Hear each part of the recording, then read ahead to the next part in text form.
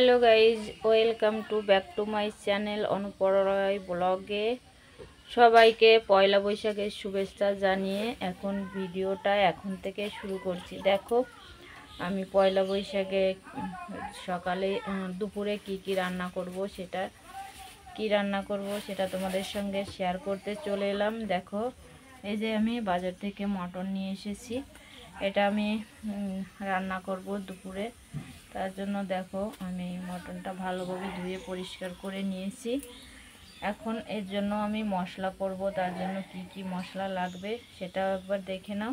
দেখো আমি 4-5টা বড় সাইজের পেঁয়াজ কুচিয়ে নিয়েছি, আর এই যে দেখো একটা বড় টমেটো কুচিয়ে নিয়েছি, আদা কুচিয়েছি, রসুন, তারপরে কিছু শুকনো লঙ্কা, ধনেপাতা কুচি, দেখো গোটা জিরে নিয়েছি, আর নিয়েছি এই যে গোটা ধনে, মিট মশলা নিয়েছি কাশ্মীরি লঙ্কার গুঁড়ো।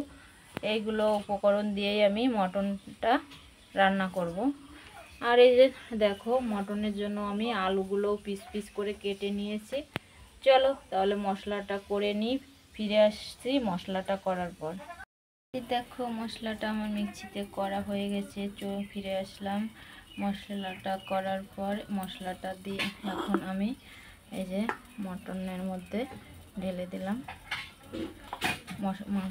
মটনটা আমি ভালোভাবে কষিয়ে নেব, তার জন্য আমি দেখো মশলাটা দিয়ে দিয়েছি। আর এই দেখো পরিমাণ মতো দিয়ে দিচ্ছি লবণ, দিয়ে দিচ্ছি হলুদ গুঁড়ো,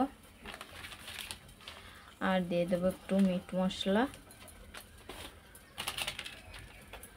এই যে কাশ্মীরি লঙ্কার গুঁড়ো আমি এখন দিচ্ছি, আবার রান্না করার সময়ও দেব কালারের জন্য। দিয়ে দেব সরষের তেল। সবগুলো উপকরণ আমার দেওয়া হয়ে গেছে। আর দেখো হালকা করে আমি একটু চিনিও দিয়ে দিলাম এর মধ্যে, দিয়ে এটাকে আমি ভালোভাবে কষিয়ে নেব। দেখো ভালোভাবে আমার ম্যারিনেট করা হয়ে গেছে মটনটা। এখন আমি এটা কিছুক্ষণের জন্য ঢাকা দিয়ে রেখে দেব, তারপর ফিরে আসবো রান্না করতে। আর আরেকটা জিনিস দেখো, দেখো এটা হচ্ছে খাসির মাংস রান্না করব, তার স্পেশাল মশলা। এটা যদি এই মশলাটা দিয়ে রান্না করি তাহলে খাসির মাংসটা এত সুন্দর টেস্ট হয়, কোনো গন্ধই থাকে না। যে একটা খাসির মাংসতে একটা দুধ গন্ধ বেরোয়, ওটা কোনো গন্ধই থাকে না এই মশলাটা দিলে। এটা হচ্ছে স্পেশাল মশলা। দেখো তাহলে চলো এটা আমি শিলে বেটে নেব, এটা দিয়ে তারপর রান্না করব। চলো তাহলে শিলে বেটে নিই মশলাটা। যে দেখো সেই মশলাটা আমি বেটে নিয়ে চলে এসেছি। আর এই যে দেখো আলুগুলো আমি আগে একটু ভেজে নেব, তার জন্য দেখো কড়াইটা আমার গরম হয়ে গেছে, আর তেলটাও এটা ভালোভাবে নেড়ে করে ভেজে নেব। তার জন্য হালকা করে দিয়ে দিলাম একটু হলুদ গুঁড়ো। এটা এখন ভালোভাবে ভেজে নেব। এই যে দেখো আলুটা আমি ভেজে নামিয়ে নিয়েছি। এখন আমি মটনটা কষাবো, তার জন্য দেখো আমি কড়াইতে দিয়ে দিলাম বেশি পরিমাণ সরষের তেল। আর দেখো আমি দিয়ে দিচ্ছি গোটা জিরে। দেখো আমি দুটো লবঙ্গ, দুটো এলাচ, আর কয় টুকরো দারচিনি দিয়ে আমি গোটা গরম মশলাও দিয়ে দিলাম। আর দেখো দিয়ে দিচ্ছি একটা তেজপাতা আর দুটো শুকনো লঙ্কা। এটা আমি দিয়ে ভালোভাবে একটু নেড়ে চেড়ে ভেজে নেব।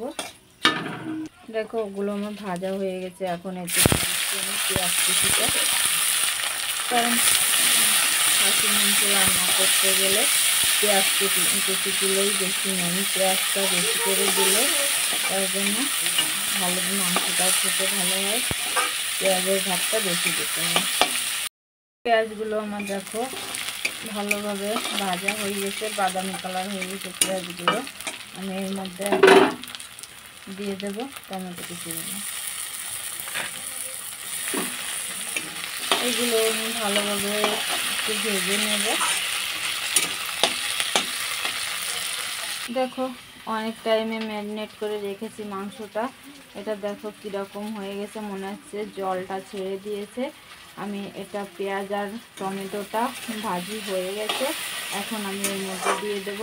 কারণ অনেক টাইমে যে কোনো মাংসই ম্যারিনেট করে রাখলে রান্না করলে জলদি রান্না হয়ে যায় চটজলদি, আর মাংসগুলোও খেতে খুব সফট হয়, ভালো হয়।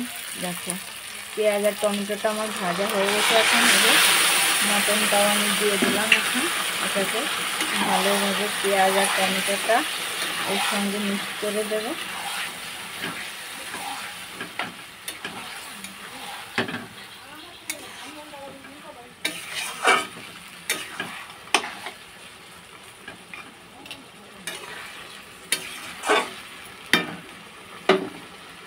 আর এই যে আলুটা ভেজে রেখেছি, এটা আমি এখন দেব না, কারণ এটা আমি মটনটা কুকারে সিটি দেব, তার জন্য আগে এখন যদি আলুটা দিয়ে দিই তাহলে আলুগুলো একদম অনেকটা গলে যাবে, খাবার সময় এক পিস আলুও পাবো না। তার জন্য আমি যখন কুকারে সিটি দেব, মাংসটা আমার কষানো হয়ে যাবে, তখন আমি আলুগুলো দিয়ে দেবো।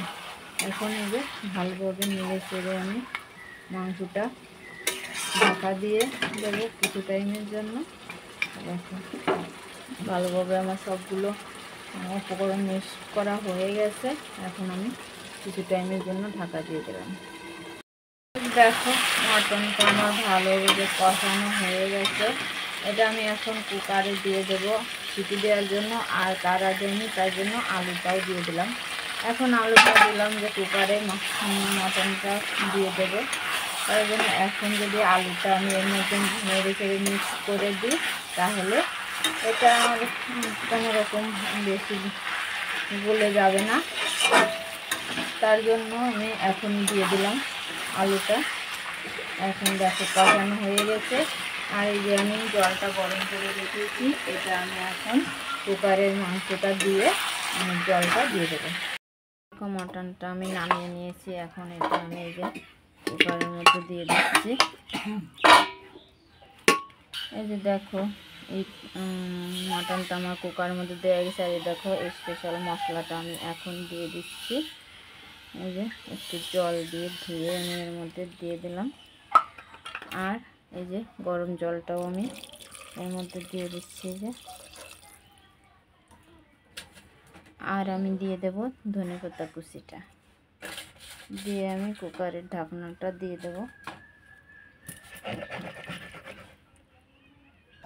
দেখো গ্যাসটা অন করে আমার এই যে কুকারটা বসিয়ে দিয়েছি, এখন সিটি দেওয়ার পর ফিরে আসছি। দেখো কুকারে এখনই সিটি উঠে যাবে।